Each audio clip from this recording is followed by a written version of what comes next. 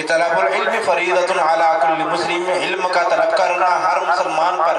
علم کے طلب کا مطلب یہ نہیں ہے کہ اسے طلب کرنا، بلکہ علم حاصل کرنا ہر مسلمان پر ضروری ہے۔ بعض لوگ عمر کے تقاضے کے حساب سے یوں کہتے ہیں کہ ارے ہم علم کیوں حاصل کریں، علم دین حاصل کرنا ضروری ہے، اور قیامت کے دن اس علم دین کے بارے میں پکڑ ہوگی اور پوچھ گچھ ہوگی کہ تم نے علم دین حاصل کیوں نہیں حاصل کیا۔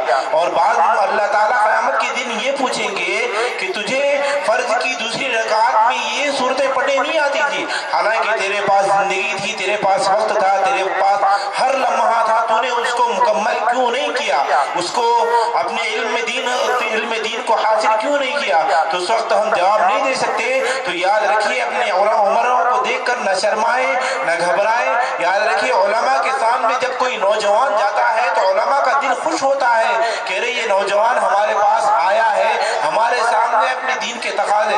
بعض نوجوان تو ایسے ہیں کہ جنہیں کلمہ اشہد ان لا الہ الا اللہ کے بعد صبح کلمات اب یاد نہیں ہے، سبحان اللہ والحمدللہ۔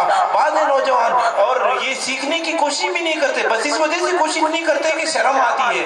ارے شرم آنے کا زمانہ نہیں ہے۔ ہم نے ان لوگوں کو دارالعلوم دیوبند میں ایسے لوگوں کو دیکھا ہے کہ جن کے بچے کئیوں کمپنیوں میں کام کر رہے ہیں، لیکن ویسے حضرات بھی دارالعلوم دیوبند میں اور بڑے بڑے مدارس میں اور جہاں کہیں علماء کی مجلسیں ہوتی ہیں وہاں جاتے ہیں اور یوں کہتے ہیں کہ مولانا ہمیں یہ کلمہ یاد نہیں ہے، ہمیں یہ رکعت میں کیا پڑھنا ضروری ہے، ہمارے لیے یہ نماز کیسا پڑھنا ضروری ہے، ہمیں رکوع میں کس طرح سے جانا ضروری ہے، کس طرح سے فرض ہے ہمارے اوپر۔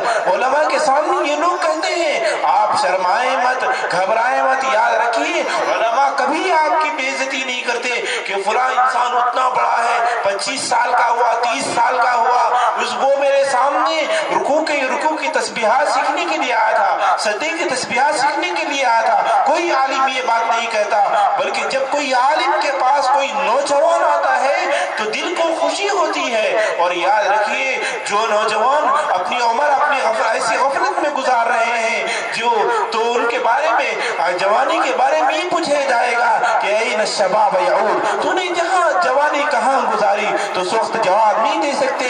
اس وقت کے شرمندہ ہونے سے پہلے آج ہم اپنے آپ کو تیار کریں اور ہم اپنے آپ کو صحیح نماز پڑھنے والا، صحیح علم دین حاصل کرنے والا اور صحیح اللہ اور اس کے رسول کو راضی کرنے والا بنائیں۔ پھر اس کے بعد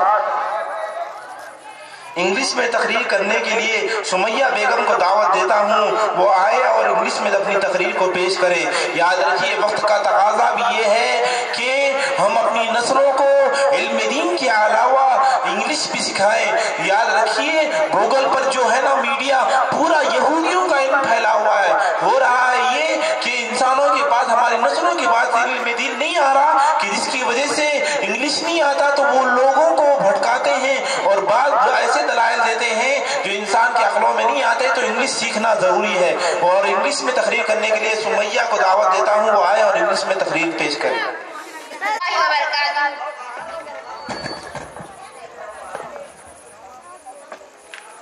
Importance of knowledge in Islam. Everyone, dear listener, let me now shed light on the importance of knowledge in Islam. The first civilization from Allah to the Prophet Muhammad sallallahu alaihi wasallam, peace be upon him, began with the command to read. Read in the name of your Lord how created. Surah Alaq. This shows that knowledge is the foundation of progress and success. The Prophet Muhammad sallallahu alaihi wasallam, peace be upon him, seeking knowledge is an obligation upon every Muslim. Knowledge elevates our hearts and minds, helping us differentiate between right and wrong. It empowers us to make positive contribution to society and strengthens our connection with Allah.